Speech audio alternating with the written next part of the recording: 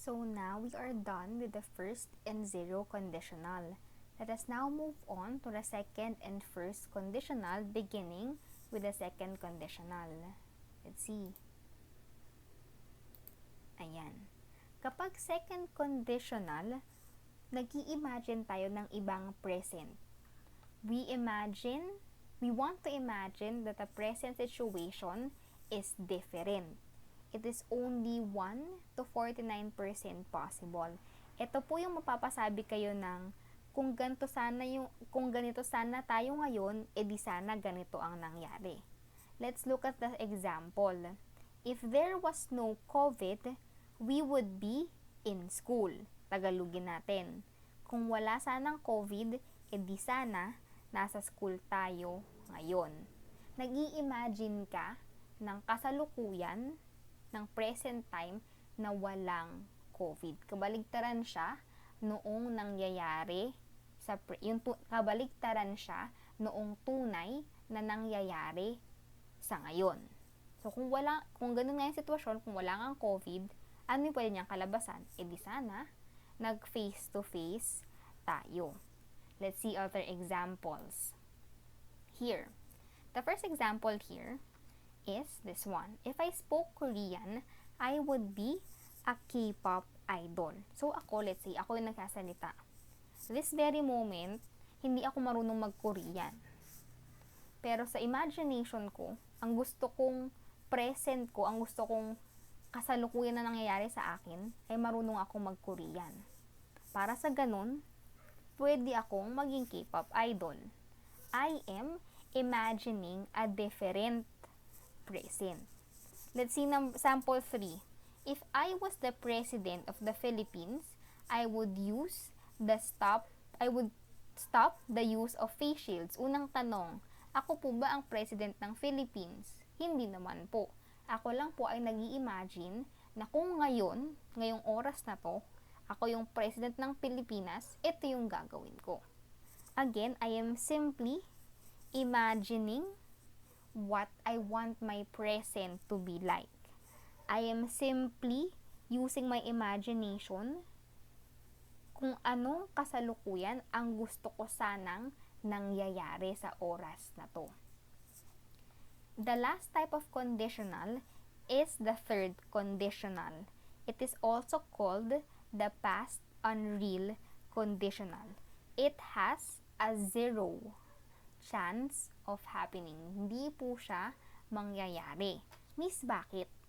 Kasi po, sa third conditional, ini-imagine mo na iba sana ang nangyari sa nakaraan. So, dahil tapos na siya, dahil nangyari siya in the past, kahit anong imagine mo, kahit anong pagbali-baligtad mo ng senaryo, di na siya magbabago. Konting hugot doon, no? Let's see more relatable examples. Let's see. If I hadn't eaten so much, I wouldn't have felt sick. Let's say ganito, sobrang na-miss niyong magsamgyup. Kaya nung pwede na, nagsamgyup kayo magkakaibigan. Dami mong nakain, dami mong na-order na servings ng meat. So pag uwi mo sa bahay, sumakit yung tiyan mo. Kaya mapapasabi ka, if I hadn't eaten so much, I wouldn't have felt sick. O sa Tagalog, kung di sana ako masyado kumain ng marami, hindi sana di ako parang masusuka ngayon. Nakakain ka na eh. Marami ka nang nakain. Mababawi mo pa ba yun? Hindi na po. No? Let's look at the third example. If I had submitted my theme paper earlier, I would have been playing now. Kung pinasa ko lang sana ng maaga yung theme paper ko, hindi sana naglalaro na ako ngayon. Kaya lang pinatagal mo. Kaya lang hinayaan mo siyang magtagal sa'yo nang hindi mo nasasubmit. Kaya ngayon, naghahabol tayo. Kaya ngayon, hindi ka pa siguro nakakapaglaro ng matagal. Kasi meron ko pang iniisip, hindi pa ako nakapagpasa. The difference between the two, the second conditional and the third conditional, is that the second conditional involves imagining a different present, while the third conditional imagines a different past. Sa second conditional lang, ini-imagine mo, iba yung nangyayari ngayon. Iba yung nangyayari sa oras na to. Yung third conditional naman, ini-imagine mo na iba yung nangyari sa nakaraan. Let's see let's try this one. Let's practice on this one. Here, ito.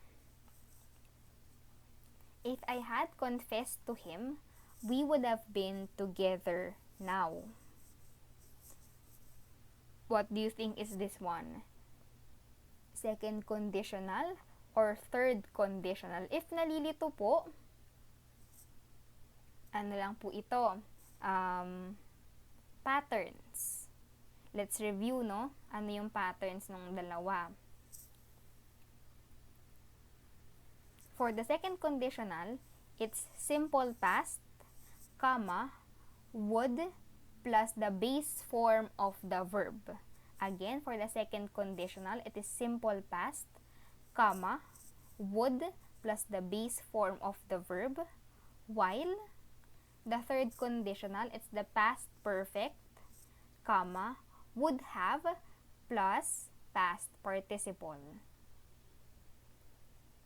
Here. When we say past perfect, we use had plus the past participle of the verb.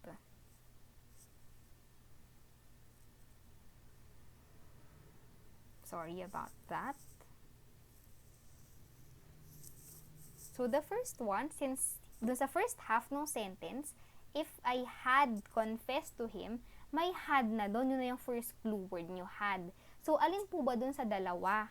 Yung gumamit ng had sa first statement, sa first half. Yung third, conditional po, had plus the past participle of the word confess.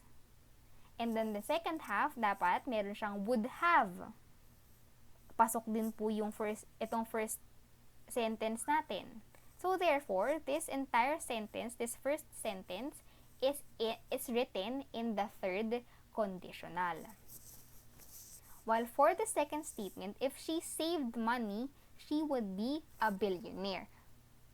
So ini-imagine na ngayon kung nagtipid siya, edi sana milyonaryo na. No? Milyonaryo na siya.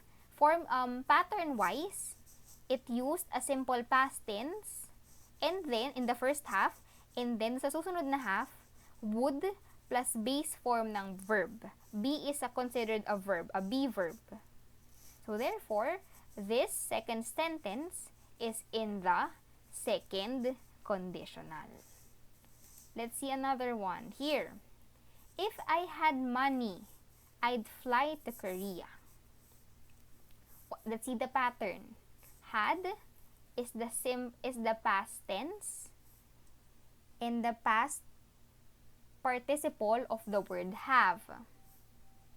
Although in this case, considered lang siya as simple past tense. From that in mind alone, ano po ba dun sa dalawa ang gumamit ng simple past tense sa kanyang formula? Si second conditional. Miss, sabi nyo kailangan ng would. Asan po yung would? Nandito po. Sa letter D. I'd is the contraction or pinaikling version ni I would. So again, therefore, this first sentence, if I had money, I'd fly to Korea, is written in the second conditional. Let's move on to the last example. If she had known his feelings, she wouldn't have left. Sabi natin kanina, ang pattern ng third conditional, had plus past participle, comma, would have plus past participle ulit ng verb. Tugma rin po ito. Miss, wouldn't yan eh, hindi naman would. Same lang po. Ginawa lang natin siyang negative. Would is the positive, has a positive meaning, while wouldn't has a negative meaning. Pero since andun pa rin naman yung would sa wouldn't, same pa rin po siya. Iba lang yung understanding natin. Isa positive, isa negative. To help you out in determining whether a sentence is written in the zero, first, second, or third conditional, meron po tayong formula. Ito po. No? We follow this one. For the zero conditional, if plus simple present, comma, simple present. For the first conditional, if plus simple present, comma, simple future. For the second conditional, we have if plus simple past, comma, would plus verb in its base form.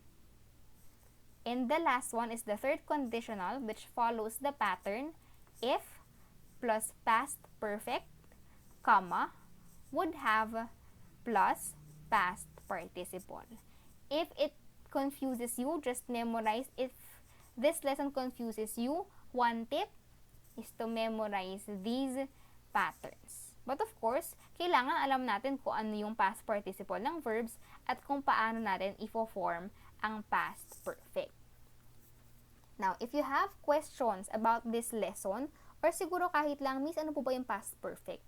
Miss, ano po ba yung past participle? You can send the questions to my email.